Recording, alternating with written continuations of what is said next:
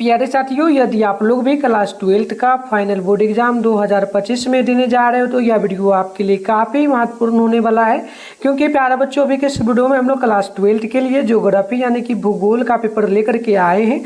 और अभी के इस वीडियो में हम लोग ज्योग्राफी का टोटल जो है ना 50 वायरल ऑब्जेक्टिव प्रश्न को देखने वाले हैं, जो कि सीधे आपके फाइनल बोर्ड एग्जाम 2025 में पूछा जाएगा। तो देख लीजिएगा, यहाँ पर हम लोग जो है ना सेट कोड आज का सिलेक्शन कर रहे हैं। विषय कोड आप लोगों का 323 रहने वाला है और इस क्वेश्चन से बिल्कुल आपके एग्जाम में बहुत सारा प्रश्न सेम टू सेम पूछा जाएगा। तो देख लीजिएगा, टोटल 70 ऑब्जेक्टिव पूछा जाता है, जिसमें से आपको मात्र 35 ऑब्जेक्टिव बोर्ड एग्जाम में बनाना होता है। तो चलिए आगे बढ़ते। तो यहाँ से देखिएगा, सबसे पहला नंबर प्रश्न आपसे क्या बोला गया। उससे पहले मैं एक चीज आपको बता दूं, इसी चैनल पे रात में 8:30 बजे डेली आपका लाइव क्लास होता है, यानी आर्ट्स वाले बच्चों का, आप लोगों का, जिसमें हम लोग डेली जो है ना इंपॉर्टेंट ऑब्जेक्टिव के साथ में सब्जेक्टिव दोनों का क्लास करवाते हैं और हमारा टारगेट है 450 नंबर का। तो आप लोग डेली क्या करिए, चैनल पे अगर पहली बार आए चैनल को सब्सक्राइब करके नोटिफिकेशन कॉल पे प्रेस कर लीजिए, ताकि नेक्स्ट क्लास रात में 8:30 बजे जो होगा उसका नोटिफिकेशन आपको मिलेगा, तो आप लोग जुड़ पाएंगे। साथ में आप लोग इस नंबर पर मैसेज करके व्हाट्सएप ग्रुप ज्वाइन कर लीजिएगा 98-355-16-710 पर। आपको अपना नेम, जिला का नेम, क्लास 12th आर्ट्स लिख करके भेजना है, ताकि हम आपको ग्रुप में ऐड कर देंगे एंड इसका पीडीएफ भी हम आपको भेज देंगे। आप इसका सेम टू सेम स्क्रीनशॉट लेकर के भेज देना व्हाट्सएप पे। चलिए बढ़ते हैं आगे प्यारे बच्चों। यहाँ पर देखिए, सबसे पहला नंबर प्रश्न बोला गया जो ना हटरक घरा, यहाँ पर बोला गया उद्योग इनमें से क्या हो सकता है। तो देख लीजिएगा, हटरक घरा उद्योग क्या है। तो याद रखिएगा, पहला का ऑप्शन बी होगा, यह कुटीर उद्योग है। ठीक है, ऑप्शन पहला का बी नंबर याद रखिएगा। देखिए 2 नंबर प्रश्न बोला गया, औद्योगिकरण से कौन सा प्रदूषण होता है। तो आप याद रखेंगे ऑप्शन डी होगा। क्या क्या हो जाएगा, एक औद्योगिकरण से एक तो जल प्रदूषण होता है, वायु प्रदूषण, ध्वनि प्रदूषण, ये सभी होगा, इनमें से सभी होगा, क्योंकि फैक्ट्री वगैरह जो लगता है उसी को औद्योगिकरण कहा जाता है ना। तो उससे क्या होता है, पहले तो वायु यानी कि वायु में धुआं मिलता है तो वो खराब हो जाता है। जल क्या होता है, वो जो फैक्ट्री में काम वगैरह यूज किया जाता है पानी, वो खराब होता है तो उससे गंगा नदियों में बहा दिया जाता है। ध्वनि प्रदूषण हो जाता है। सारा चीज़ों का इनमें से डी होगा। आप चलिए आगे बढ़ते हैं। अगले प्रश्न 3 है कि भिलाई स्टील संयंत्र कोयला प्राप्त करता है, कहाँ पर ये स्थित है। तो याद रखिएगा, ये स्थित जो आपका होगा, नोट कर लीजिएगा, कोरबा में। कोरबा में होगा, ऑप्शन डी नंबर याद रखिएगा। 4 नंबर प्रश्न बोला गया, किस नगर को दक्षिण भारत का मैनचेस्टर कहा जाता है। तो बिल्कुल याद रखना है आपको, ऑप्शन नंबर सी होगा। आपका जो है ना कैम्बो टूर हो जाएगा, ऑप्शन नंबर सी नंबर याद रखिएगा 4 नंबर प्रश्न का। चलिए आगे बढ़ते हैं। अगली प्रश्न यहाँ पर देखिएगा 5 है, निम्नलिखित में से कौन सा एक लो अयस्क नहीं है। तो लो अयस्क जो नहीं होगा, आप लोग फटाफट से कमेंट करिएगा क्या इसमें से नहीं हो सकता है। तो पहले देख लेते हैं लो अयस्क कौन कौन सा होगा। ठीक है, तो लो अयस्क आपका जो है ना हेमाटाइट होगा, लिम्बोनाइट हो जाएगा और मैग्नेटाइट हो जाएगा। लेकिन एंट्रा जो ना एंट्रासाइट जो है ये नहीं होगा, ऑप्शन नंबर ए नंबर बिल्कुल आप 5 नंबर का याद कर लीजिएगा, याद करते चलिएगा। ठीक है, 6 नंबर प्रश्न है कि इनमें से कौन मानव पर्यावरण के तत्व हैं। तो मानव पर्यावरण के तत्व जो होगा आप याद रखिएगा 6 का ऑप्शन नंबर सी, यानी कि सड़कें, क्योंकि सड़क जो है इसे मानव ही बनाता है। ठीक है, ऑप्शन नंबर सी नंबर याद रखिएगा। चलिए आगे बढ़ते हैं। 7 नंबर प्रश्न देखिए, बोला गया औद्योगिक मनुष्य पर पर्यावरण की बंदिशों को क्या करती है। तो बिल्कुल आप याद रखिएगा, बिल्कुल 7 का ऑप्शन बी होगा, कम कर देती है, ऑप्शन नंबर बी याद रखिएगा। अगले प्रश्न 8 नंबर है, रुको और जाओ निश्चयवाद के प्रणेता कौन थे। तो आप याद रखिएगा 8 नंबर का ऑप्शन डी हो जाएगा, टेलर, ऑप्शन नंबर डी होगा। अगले प्रश्न यहाँ पर देखिए 9 नंबर बोला गया, मानव भूगोल के कल्याण परक विचारधारा का संबंध निम्न में से किससे नहीं है। तो आप याद रखिएगा 9 नंबर का ऑप्शन नंबर डी होगा, धर्म से, 9 का डी नंबर याद कर लीजिए। अगली प्रश्न यहाँ पर देखिए 10 नंबर है, मोटे तौर पर विश्व की जनसंख्या 90% इसके कितने प्रतिशत स्थल भाग में निवास करती है। तो 10 नंबर का डी होगा, लगभग 10%। तो ऑप्शन नंबर आप याद रखिएगा डी नंबर। अगली प्रश्न देखिएगा 11 है, भारत में राज्यों की कुल संख्या कितनी है। अब देखो, भारत में एक बिहार राज्य, ऐसे ही करके यूपी हो गया, झारखंड, मध्य प्रदेश। ठीक है, तो राज्यों की संख्या अगर हम लोग बात कर लें भारत में, तो टोटल हो जाता है कितना, फटाफट से कमेंट करिएगा। बिल्कुल 28। और बिहार में कितने जिले हैं। तो बिहार में भी आपको याद रखना है टोटल 38 जिले हैं। एक जिला नया जोड़ा जा रहा है, वो भी काउंट नहीं किया जाएगा क्योंकि एग्जाम में पूछा जाएगा, तो 38 जिला ही आपको टिक मारना होगा। एक और जिला बड़ा है, कुछ दिनों में अपडेट होगा बुक वगैरह, तो उसमें आपका चेंज करके 39 कर दिया जाएगा, बट आपको याद रखना है 38 ही। चलिए आगे बढ़ते हैं, नेक्स्ट प्रश्न देख लीजिए।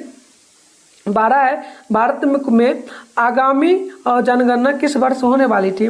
तो याद रखिएगा 12 का ऑप्शन नंबर हो जाएगा डी नंबर, 2021 में होने वाली थी। ठीक है, चलिए आगे बढ़ते हैं, अगले प्रश्न देख लीजिएगा। 13 नंबर प्रश्न बोला गया कि बताइए निम्नलिखित में से कौन प्रतिकर्ष का कारक नहीं है?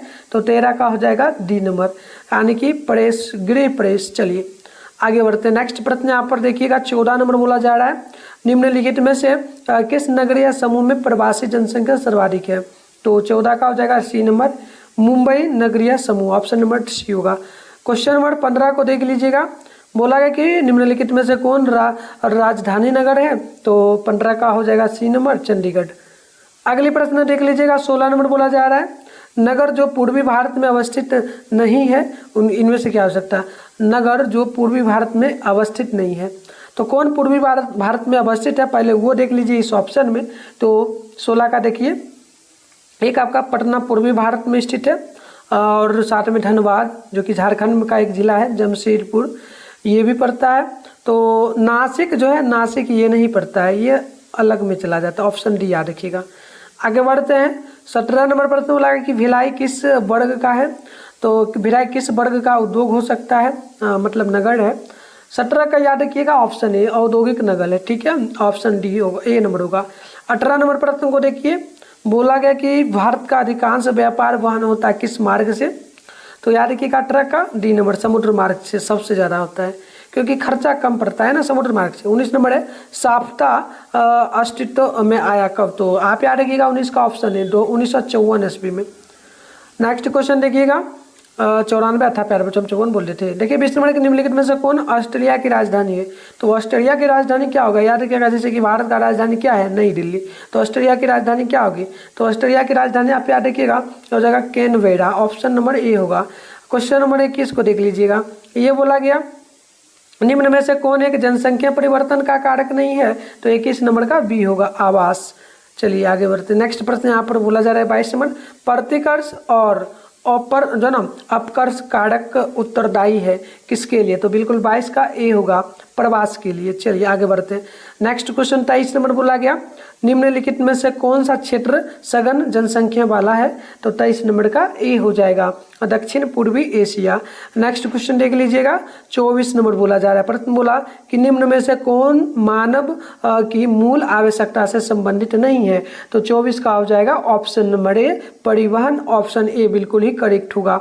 25 है कि निम्नलिखित में से कौन विद्वान मानव भूगोल से संबंधित नहीं है? तो देखो मानव भूगोल से पहले कौन कौन संबंधित है ये जान लीजिए, कौन कौन से विद्वान संबंधित है ना। तो पहला हो जाएगा आपका सैंपल, मानव भूगोल से संबंधित है। उसके बाद रेट जो ना रेटजेल भी संबंधित है, साथ में आपका जो ना हटिंगटन भी है, लेकिन जो ना वटेंड रसेल जो है ये मानव भूगोल से संबंधित नहीं रखते हैं। तो ऑप्शन नंबर सी बिल्कुल ही करेक्ट होगा 25 नंबर का। अब देखिए 26 है, विकसित देशों के नगरीय क्षेत्रों में स्त्रियों की कुल संख्या की अपेक्षा क्या होती है? तो देखो अब नोट कर लीजिएगा, 26 का ना ऑप्शन नंबर ए होगा, अधिक होती है ना। आगे बढ़ते हैं, नेक्स्ट प्रश्न यहाँ पर देखिए, अगली प्रश्न है 27 नंबर, विकासशील देशों के नगरीय क्षेत्रों में स्त्रियों की कुल संख्या के कुल पुरुषों की अपेक्षा जो है ना स्त्री कितनी होती है, क्या होती है? मतलब पुरुषों की अपेक्षा महिला क्या होगी, ज़्यादा होगी कम होगी? तो बिल्कुल देखिए पुरुषों की अपेक्षा अगर स्त्रियों की हम बात कर ले तो ये जो है ना कम होती है। ठीक है, चलिए आगे बढ़ते हैं, 28 नंबर प्रश्न को देख लीजिएगा, ये बोला गया किस वर्ष से प्रति वर्ष संयुक्त राष्ट्र विकास कार्यक्रम यानी कि यूएनडीपी मानव विकास प्रतिवेदन प्रकाशित कर रहा है? तो देखिए अब 28 का हो जाएगा ऑप्शन सी, 1990 ईस्वी से। अगली प्रश्न देख लीजिएगा, 29 नंबर बोला गया, प्रश्न बोला गया कि किस प्रकार की कृषि को जो ना झूमिंग, मिल्पा तथा लादांग नामों से जाना जाता है? झूमिंग, साथ में जगह मिल्पा एंड लादांग नामों से। बताइए किसे जाना जाता है, तो आप याद रखिएगा 29 का ऑप्शन हो जाएगा स्थानांतर जो ना स्थानांतरणशील कृषि को। ऑप्शन आप लोग ये नंबर याद रखिएगा। 38 नंबर है नगरीय क्षेत्रों के समीप नगरवासियों की आपूर्ति के लिए सब्जियों का उत्पादन क्या कहलाता है, तो 38 का ऑप्शन बी हो जाएगा। ये आपका हो जाएगा truck farming, option number B होगा। अगली क्वेश्चन नंबर 31 है जनसंख्या वितरण को प्रभावित करने वाले कारकों में सबसे महत्वपूर्ण कारक कौन सा होगा, तो देखिएगा 31 का डी हो जाएगा जलवायु, ऑप्शन नंबर डी आप लोग याद रखिएगा। अब 32 नंबर प्रश्न बोला गया चाय का सबसे बड़ा उत्पादक देश कौन सा है, तो देखो चाय का सबसे बड़ा जो उत्पादक देश है वो चीन है, ठीक है, तो ऑप्शन नंबर सी आप लोगों को याद रखना है।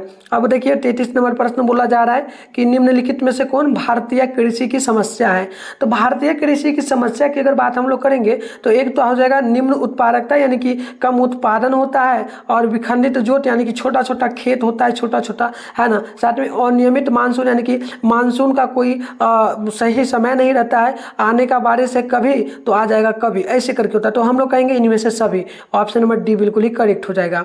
चलिए अगली क्वेश्चन यहाँ पर देखिए 34 नंबर बोला गया कि रबर का सबसे बड़ा निर्यातक देश कौन होगा, तो 34 का हो जाएगा ऑप्शन डी मलेशिया, ठीक है। चलिए अगली क्वेश्चन 35 को आप लोग देखिए और कमेंट बॉक्स में जरूर आंसर बताएं। वीडियो को अगर लाइक नहीं किया तभी तक लाइक कर लीजिए एंड शेयर भी अगर आप लोग तमाम साथियों में कर लीजिए ताकि वो लोग भी 2025 में जब फाइनल बोर्ड एग्जाम देने जाए पर तो अच्छा मार्क्स ला पाए। सभी लोगों में शेयर करके आप उनको भी बोलिए क्लास करने के लिए, और साथ में चैनल को आप लोग भी सब्सक्राइब करके नोटिफिकेशन कॉल पे प्रेस कर लीजिए। चलिए बढ़ते हैं आगे। 35 है कि निम्नलिखित खनिजों में किसको पूरा जो है ना हीरा कहा जाता है, किसको पूरा हीरा कहा जाता है, तो याद रखिएगा 35 का ऑप्शन नंबर जो है ना डी हो जाएगा, लिग्नाइट को पूरा हीरा कहा जाता है। देखिएगा 36 नंबर प्रश्न बोला कि दक्षिण भारत में सिंचाई का मुख्य स्रोत क्या है, तो दक्षिण भारत में सिंचाई का मुख्य स्रोत जो है ना ये तालाब होता है।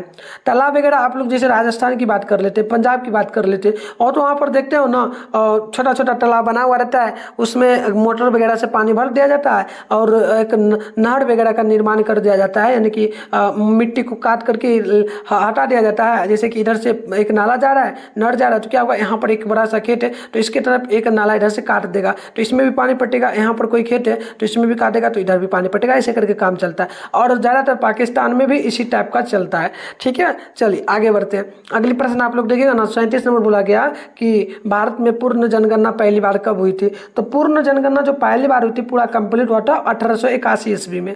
चलिए आगे बढ़ते हैं। 37 के बाद यहाँ पर 38 नंबर प्रश्न आपसे बोला गया, बताइए 2011 की जनगणना के अनुसार निम्नलिखित राज्यों में से किसी में नगरीय जनसंख्या अनुपात सर्वाधिक यानी सबसे ज़्यादा था।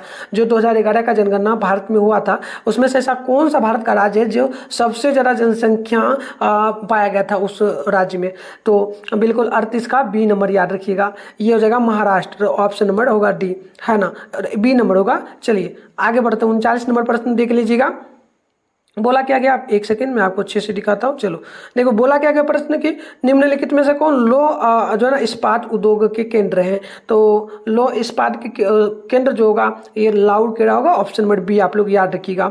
अगली प्रश्न देख लीजिए, बोला 40 नंबर की डिगबोई, एक सेकेंड देखिए प्रश्न क्या बोला कि बताइए डिगबोई कहाँ पर है, तो डिगबोई आपको याद रखना है ये जो पड़ता है ना किस राज्य में पड़ता है, तो बिल्कुल क्या होगा असम में पड़ता है ना, बिल्कुल याद रखिएगा। कमेंट करते चलिए, देखिए कितना सही कर पाते हो 50 क्वेश्चन में। अगली प्रश्न यहाँ पर 41 है कि विश्व के सघन जनसंख्या क्षेत्रों में निम्नलिखित में से कौन क्षेत्र सम्मिलित नहीं है, तो आप 41 का याद रखेंगे, ऑप्शन सी दक्षिण पश्चिम अफ्रीका। अगली क्वेश्चन यहाँ पर देखिए 42 नंबर बोला गया विश्व के किस देश की जनसंख्या सबसे अधिक है, तो देखिए सबसे अधिक की बात अगर हम लोग करें तो भारत नंबर 1 पे आ गया जनसंख्या के मामले में। पहले चाइना था लेकिन चाइना अब नहीं रहा, अब भारत आ चुका है, ऑप्शन नंबर बी होगा। 43 नंबर प्रश्न है कि भारत में पहला रेडियो कार्यक्रम प्रसारित हुआ था कब, तो बिल्कुल आप 43 का याद रखेंगे, ऑप्शन सी 1923 ईस्वी में। चलिए अगली प्रश्न देख लीजिएगा 44 नंबर की अंक जो ना अंकेलेश्वर किस खनिज का क्षेत्र है, तो 44 का हो जाएगा B number petroleum. Next question देखिए 45 नंबर बोला गया निम्नलिखित में से कौन पश्चिमी भारत की नदी बेसिन है, तो आप नोट कर लीजिएगा 45 है ना, ऑप्शन हो जाएगा माही बेसिन, ऑप्शन होगा ए नंबर। 46 नंबर क्वेश्चन है कि सरदार सरोवर परियोजना किस नदी पर बना हुआ है? तो 46 का ऑप्शन ए हो जाएगा, नर्मदा नदी पर, ऑप्शन ए होगा। देखिए अगले प्रश्न यहाँ पर बोला जा रहा है 47 नंबर की, भारत में प्रथम नाभिकीय ऊर्जा परियोजना स्थापित की गई थी, कहाँ पर? तो आप 47 का याद रखिएगा, ऑप्शन नंबर जो है ना बी नंबर, यानी कि तारापुर में। चलिए आगे बढ़ते हैं। अगली प्रश्न यहाँ पर बोला जा रहा है आपसे 48 नंबर, बोला गया कि टूटीकोरिन पतन स्थित कहाँ पर है? टूटीकोरिन पतन कहाँ पर स्थित है? तो आप याद रखेंगे 38 का ऑप्शन नंबर सी होगा, यानी कि तमिलनाडु में, ऑप्शन हो जाएगा सी नंबर। चलिए अगली प्रश्न यहाँ पर देखिए और फटाफट से कमेंट बॉक्स में आंसर बताइए। 49 का, निम्नलिखित में से कौन नगर समुद्र तट पर स्थित नहीं है? तो समुद्र तट पर स्थित कौन कौन सा, पहले ये जान लेते हैं कौन कौन सा स्थित हो जाएगा। तो देख लीजिएगा 49 का, ये आपका एक तो हो जाएगा कोच्चि समुद्र तट पर स्थित है, विशाखापट्टनम भी, कांडला भी। लेकिन आगरा जो है ये न समुद्र तट पर स्थित नहीं है। आगरा जो है ये पड़ जाता है आपका उत्तर प्रदेश का एक जिला, तो ये नहीं होगा। तो हम लोग कहेंगे ऑप्शन नंबर जो है ना यहाँ पर बी नंबर करेक्ट हो जाएगा। चलिए अगले प्रश्न यहाँ पर देखिए 50 नंबर प्रश्न बोला गया कि इनमें कौन पर्यटन नगर नहीं है? तो पर्यटन यानी कि घूमने लायक, जहाँ पर विदेश से या फिर इंडिया के कोने कोने से लोग नहीं पहुँचते हैं, ये पूछा। पहले जान लेते हैं कि कौन कौन सा पर्यटन नगर है। ठीक है, तो पर्यटन नगर आपका एक तो हो जाएगा मसूरी। और मसूरी देखो उत्तराखंड का एक जिला है, जहाँ पर जो है ना यूपीएससी जो क्लियर करके बच्चे जाते हैं, जो भी जाते हैं कैंडिडेट, उन लोगों के लिए वहाँ पर जो ना ट्रेनिंग होता है 3 मंथ का फाउंडेशन बैच। तो वहाँ पर पर्यटन का हो गया घूमने लायक जगह। और अगर हम लोग कर दें जो ना उदंग मंडलम, जो ना मंडलम, तो इस प्रकार से ये भी घूमने लायक है। माउंट आबू ये भी घूमने लायक है। लेकिन आप देखेंगे 50 का अंकलेश्वर, ये पर्यटन के लिए घूमने लायक स्थल नहीं है, क्योंकि यहाँ पर जो धार्मिक होगा, क्योंकि यहाँ पर अंकलेश्वर नाथ मंदिर आप लोग सुनेंगे, भोला बाबा का मंदिर है, शिव भगवान का। इस प्रकार से ये हिंदू धर्म के अकॉर्डिंग आता है, तो इसलिए सभी धर्म के लोग नहीं जा पाते। तो ऑप्शन डी नंबर होगा।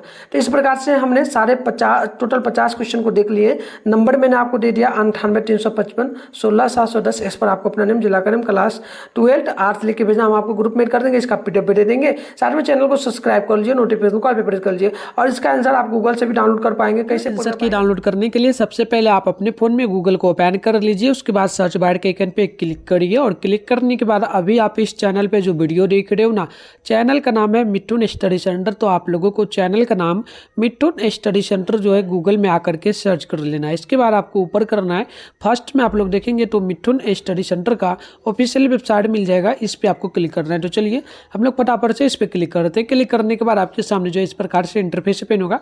अब आपको ज़्यादा कुछ करना नहीं है, आप ऊपर थोड़ा सा करोगे। देखो फर्स्ट में आपके सामने यहाँ पर क्लास 12 का सेशन देखने को मिला है, इस पर भी क्लिक करके आप पेपर वगैरह को डाउनलोड कर पाओगे। क्लिक करके देख लेना एक बार। इसके अलावा आप नीचे बढ़ोगे बच्चों, तो नीचे आपको चले आना इस प्रकार से, नीचे बढ़ना है। तो यहाँ पर देखोगे आपके सामने जो है ना क्लास 12 का सेशन देखने को मिल जाएगा। ये रहा क्लास 12 का सेशन। और यहाँ पर देखना लिखा हो आपको किस तरह से मिलेगा, Bihar board class 12 final exam question paper download 2025। तो इस प्रकार से सेशन यहाँ पर बना हुआ आपको दिख जाएगा कुछ देर बाद। ठीक है, फिलहाल अभी नहीं दिख रहा, वीडियो देखने के बाद जाओगे तो वहाँ पर फिलहाल दिख जाएगा। किस टाइप से दिखेगा वो मैं 10th के सेशन से दिखाता हूँ। 10th का ये सेशन जैसे यहाँ पर देखो बिहार बोर्ड क्लास जो ना क्लास 10 लिखा है, तो यहाँ पर क्लास 12 कोई ओरिजिनल क्वेश्चन पेपर डाउनलोड इसी टाइप से आपका जो है यहाँ पर लिखा हुआ मिल जाएगा। कहाँ पर मिलेगा? तो यहाँ पर मिलेगा। हम कुछ ही दिन में अपडेट कर देंगे, आपको दिख जाएगा। ठीक है, फिलहाल आप व्हाट्सएप ग्रुप वगैरह को ज्वाइन कर लेना, ग्रुप सबके लिए सेम ही है। फिलहाल जो 10th का सेशन है ना, ये वाला जो लिखा है, इस पर आप बैनर पेपर के लिए क्लिक करना और ज़्यादा कुछ नहीं करना, नीचे थोड़ा सा बढ़ना। नीचे बढ़ोगे तो यहाँ पर फिलहाल आपको जो है व्हाट्सएप ग्रुप का लिंक मिल जाएगा। ठीक है, तो आप व्हाट्सएप ग्रुप को यहाँ से ज्वाइन पहले कर लेना। इसके अलावा आज ज़्यादा कुछ नहीं करना। फिर 12th के में सेशन में आपको यहाँ पर चेक करना है, अगर मिल गया तो अच्छी बात है, क्लिक करके देख लेना। नहीं तो और भी क्लास वगैरह में डेली आपका कराता रहूँगा जब तक 2025 का फाइनल बोर्ड एग्जाम आपका खत्म नहीं हो जाता है, तब तक मैं रहूँगा। तो तब तक मैं आपको हेल्प करूँगा। तो एक दो और क्लास होगा, उसमें हम बता देंगे। ठीक है, तो मिलते हैं नेक्स्ट वीडियो में, तब तक के लिए बाय बाय बच्चों।